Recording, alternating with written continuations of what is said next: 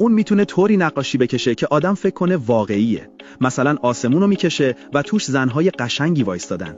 اسمش ژانگ شیائویوانه. خیلی باهوشه و از چیزای دور و برش برای کشیدن نقاشی‌های عجیب و قشنگ استفاده میکنه. یه بار با چمنای رو دیوار تصویر یه زن خوشگل کشید که انگار کلاه طبیعی رو سرش داره.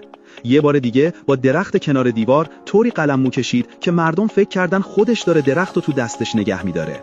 یه بارم یه ببر کشید توی غار متروکه، جوری که هر کی دید حس کرد ببر زنده است.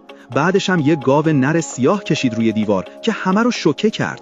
حتی یه اسب آسمونی هم کشید که انگار واقعاً داره تو هوا میدوه. کاراش تو اینترنت ترکوند. میلیون‌ها نفر طرفدارش شدن و بالای 30 میلیون نفر ویدیوهاش رو دیدن. همه میگن استاد واقعیه، یه هنرمند از دل مردم. نوشته‌ها و حرفایی هم که مینویسه کلی طرفدار پیدا کرده. واقعاً کارش سخته ولی فوق‌العاده است.